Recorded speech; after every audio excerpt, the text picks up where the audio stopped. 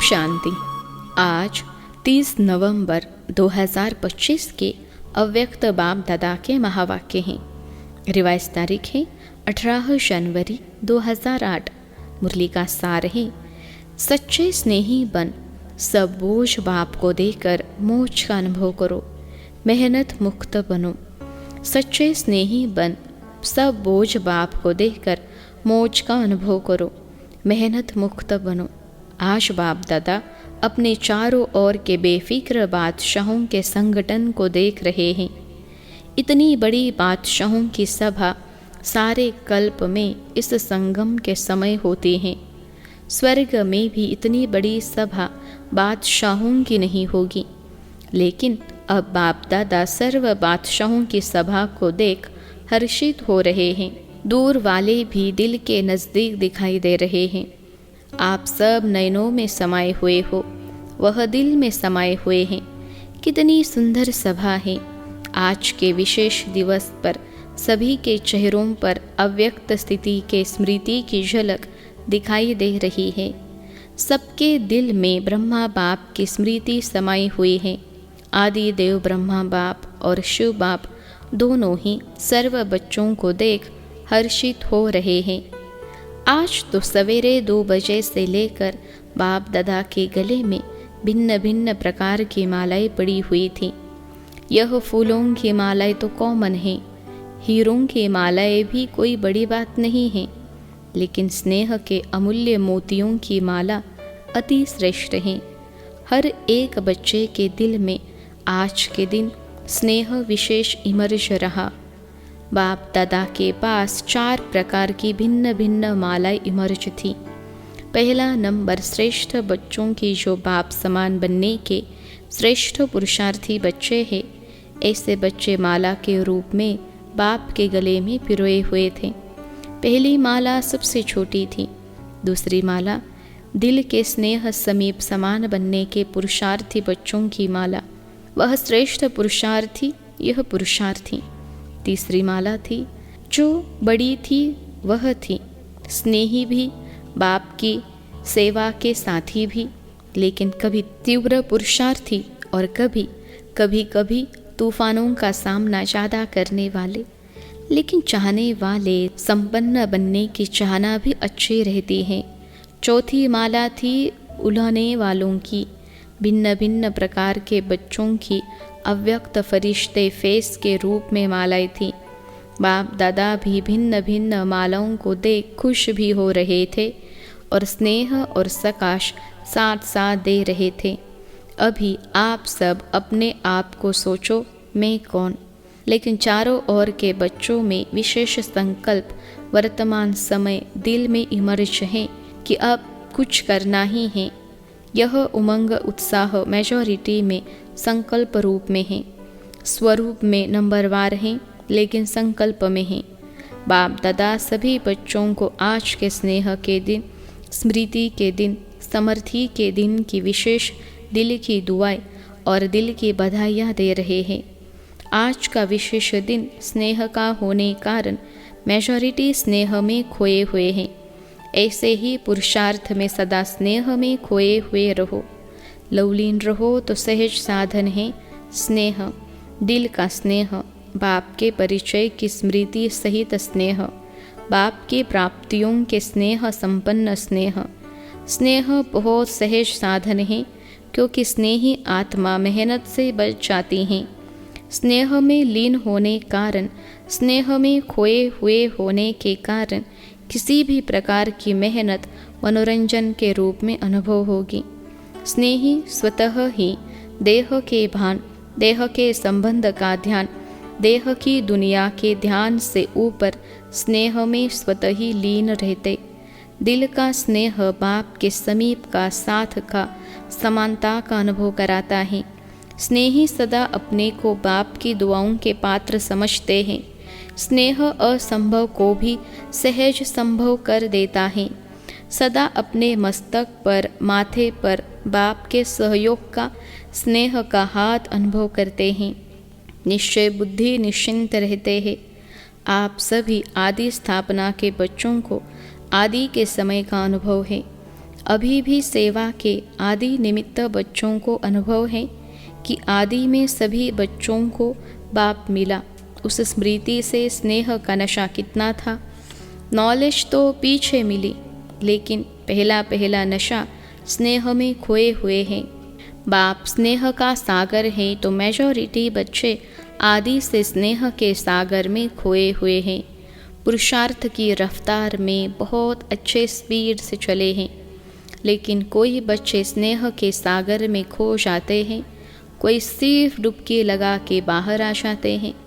इसलिए जितना खोए हुए बच्चों को मेहनत कम लगती, उतनी उन्हों को नहीं। कभी मेहनत कभी मोहब्बत दोनों में रहते हैं, लेकिन जो स्नेह में लवलीन रहते हैं वह सदा अपने को छत्र छाया के अंदर रहने का अनुभव करते हैं।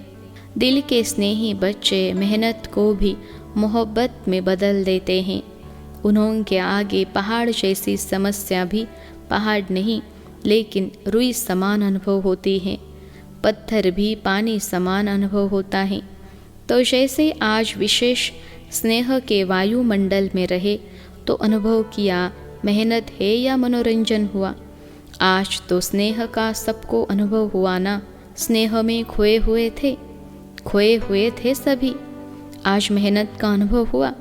किसी भी बात की मेहनत का अनुभव हुआ। क्या क्यों कैसे का संकल्प आया, स्नेह सब भुला देता है। तो बाप दादा कहते हैं कि बाप के इस स्नेह को भूलो नहीं। स्नेह का सागर मिला है, खूब लहराओ। जब भी कोई मेहनत का अनुभव होना, क्योंकि माया बीच बीच में पेपर तो लेती हैं, लेकिन उस समय स्नेह के अनुभव को याद करो तो मेहनत मोहब्बत में बदल जाएगी। अनुभव करके देखो क्या है, गलती क्या हो जाती है। उस समय क्या क्यों इसमें बहुत चले जाते हो। जो आया है वह जाता भी है, लेकिन जाएगा कैसे। स्नेह को याद करने से मेहनत चली जाएगी, क्योंकि सभी को भिन्न भिन्न समय पर बाप दादा दोनों के स्नेह का अनुभव तो है ना। अनुभव कभी तो किया है ना। चलो सदा नहीं है, कभी तो है। उस समय को याद करो। बाप का स्नेह क्या है, बाप के स्नेह से क्या क्या अनुभव किया।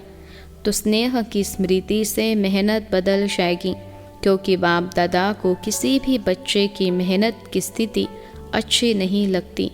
मेरे बच्चे और मेहनत, तो मेहनत मुक्त कब बनेंगे। यह संगम युग है ही जिसमें मेहनत मुक्त मौज ही मौज में रह सकते हैं। मौज नहीं है तो कोई न कोई बोझ बुद्धि में है। बाप ने कहा है बोझ मुझे दे दो, मैं पन को भूल ट्रस्टी बन जाओ।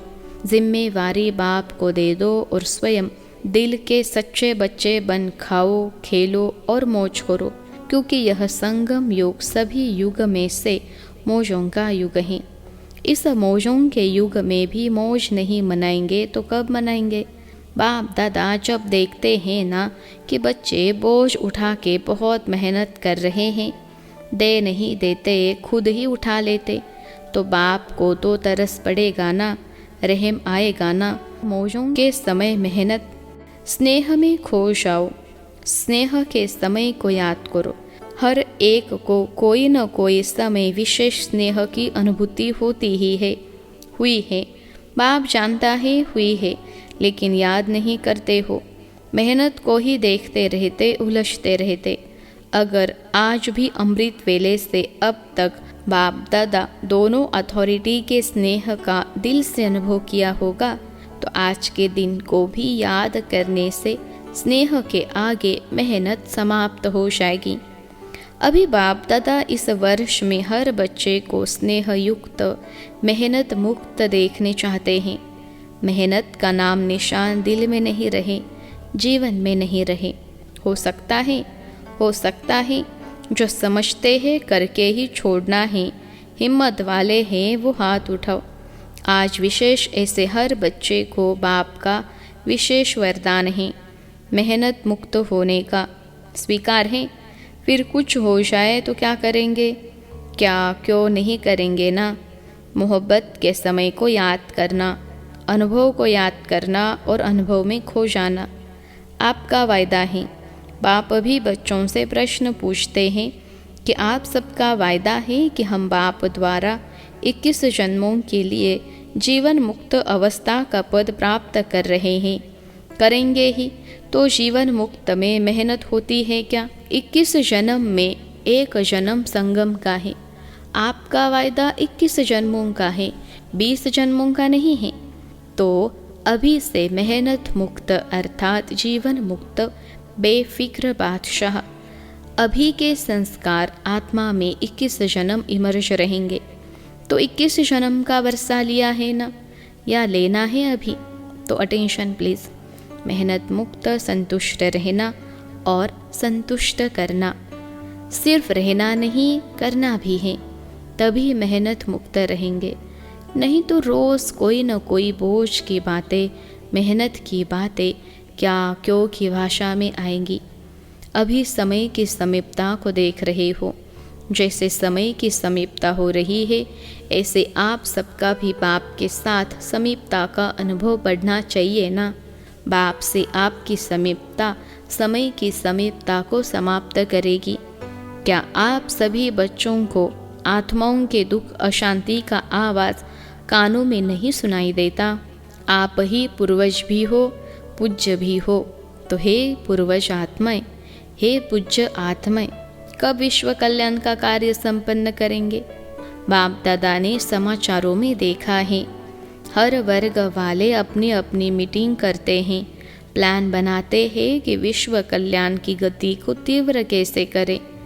प्लान तो बहुत अच्छे बनाते हैं, लेकिन बाप दादा पूछते हैं आखिर भी कब तक?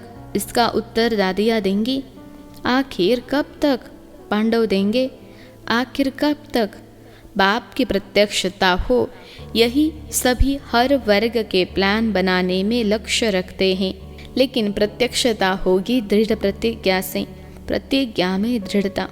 कभी किसी कारण से व बातों से दृढ़ता कम हो जाती है। प्रतिज्ञा बहुत अच्छी करते हैं।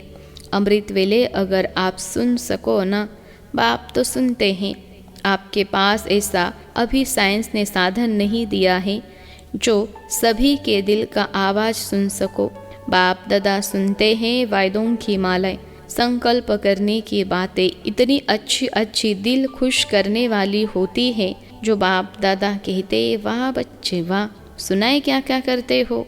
जब कर्म में आते हो ना, मुरली तक भी 75% ठीक होते हैं, लेकिन जब कर्म योग में आते हो तो उसमें फर्क आ जाता है।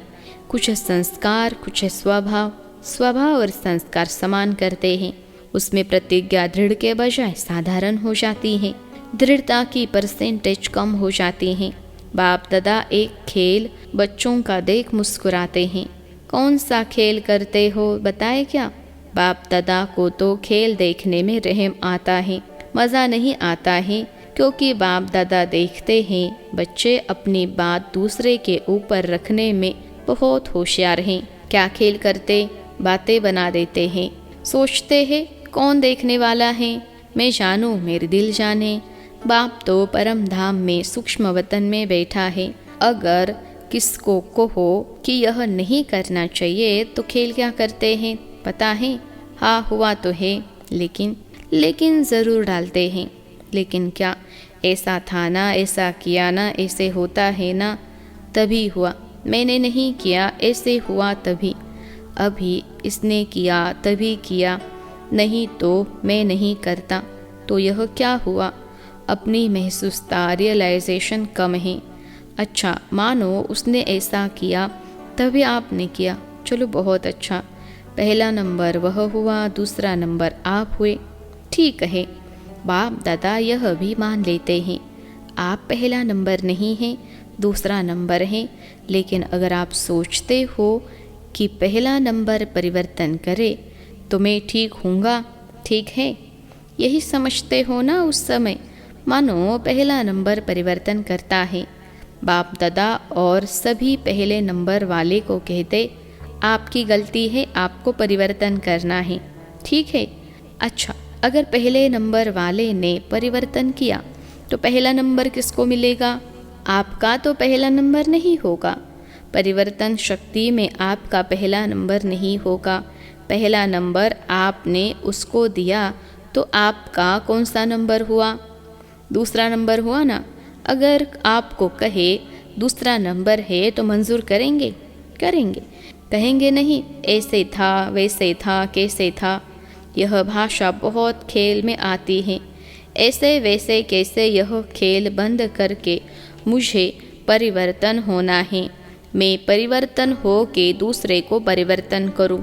लेकिन अगर दूसरे को परिवर्तन नहीं कर सकते हो तो शुभ भावना, शुभ कामना तो रख सकते हो। वह तो आपकी अपनी चीज़ है ना। तो हे अर्जुन, मुझे बनना है। पहला विश्व के राज्यधारी लक्ष्मी नारायण के समीप आपको आना है या दूसरे नंबर वाले को? बाप दादा की इस वर्ष की यही आश है कि सभी ब्राह्मण आत्माएं, ब्रह्मा कुमार कुमारी, जैसे यहाँ यह बैज लगाते हो ना, सभी लगाते हैं ना, यहाँ भी आते हो तो आपको बैज मिलता है ना, चाहे कागज़ का, चाहे सोने का, चाहे चांदी का।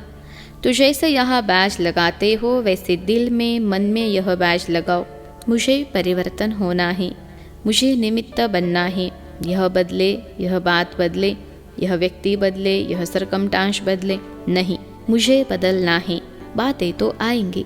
आप ऊंचे जा रहे हो, ऊंचे स्थान पर समस्याएं भी ऊंची आती है ना। लेकिन जैसे आज नंबरवार यथाशक्ति स्नेह के स्मृति का वायुमंडल था, ऐसे अपने मन में सदा स्नेह में लवलीन रहने का वायुमंडल सदा इमर्ज रखो। बाप दादा के पास समाचार बहुत अच्छे अच्छे आते हैं, संकल्प तक बहुत अच्छे हैं, स्वरूप में आने में यथाशक्ति हो जाते हैं। अभी 2 मिनट के लिए सभी परमात्मा स्नेह संगम युग के आत्मिक मोक्ष की स्थिति में स्थित हो जाओ। ड्रिल बाबा ने ड्रिल कराई। अच्छा, यही अनुभव हर दिन बार बार समय प्रति समय अनुभव करते रहना। स्नेह को नहीं छोड़ना, स्नेह में खो जाना सीखो। अच्छा, चारों ओर के योग युक्त, युक्ति युक्त, राजयुक्त, खुद भी राज को जान सदा राजी करने वाले और राजी रहने वाले। सिर्फ स्वयं राजी नहीं रहना है, राजी करना भी है। ऐसे सदा स्नेह के सागर में लवलीन बच्चों को, सदा बाप समान बनने के तीव्र गति के पुरुषार्थी बच्चों को, सदा असंभव को भी सहज संभव करने वाली श्रेष्ठ आत्माओं को, सदा बाप के साथ रहने वाले और बाप की सेवा में साथी रहने वाले ऐसे बहुत बहुत लकी और लवली बच्चों को आज के अव्यक्त दिवस की अव्यक्त फरिश्ते स्वरूप की याद, प्यार और दिल की दुआएं।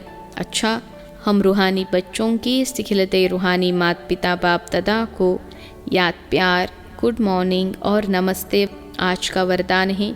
याद के जादू मंत्र द्वारा सर्व सिद्धियाँ प्राप्त करने वाले सिद्धि स्वरूप भव। याद के जादू मंत्र द्वारा सर्व सिद्धियाँ प्राप्त करने वाले सिद्धि स्वरूप भव। बाप की याद ही जादू का मंत्र है। इस जादू के मंत्र द्वारा जो सिद्धि चाहो वह प्राप्त कर सकते हो। जैसे स्थूल में भी किसी कार्य की सिद्धि के लिए मंत्र जपते हैं, ऐसे यहाँ भी अगर किसी कार्य में सिद्धि चाहिए तो यह याद का महामंत्र ही विधि स्वरूप है।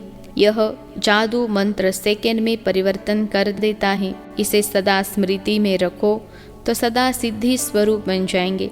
क्योंकि याद में रहना बड़ी बात नहीं है, सदा याद में रहना यही बड़ी बात है। इसी से सर्व सिद्धियाँ प्राप्त होती हैं। आज का स्लोगन है, सेकंड में विस्तार को सार में समा लेना, अर्थात अंतिम सर्टिफिकेट लेना। सेकंड में विस्तार को सार में समा लेना अर्थात अंतिम सर्टिफिकेट लेना। अव्यक्त इशारे अशरीरी व विदेही स्थिति का अभ्यास बढ़ाओ। जैसे कोई शरीर के वस्त्र सहज उतार सकते हो, ऐसे यह शरीर रूपी वस्त्र भी सहज उतार सको और सहज ही समय पर धारण कर सको, इसका अभ्यास चाहिए। अगर वस्त्र तंग व टाइट है तो सहज उतार नहीं सकते, ऐसे यह देह रूपी वस्त्र भी किसी संस्कार में चिपका हुआ तंग व टाइट न हो, इसके लिए सभी बातों में इजी रहो। यदि इजी रहेंगे तो सभी कार्य इजी होंगे। जितना पुराने संस्कारों से न्यारा रहेंगे उतना अवस्था भी न्यारी अर्थात विदेही सहज बन जाएगी। अच्छा, ओम शांति।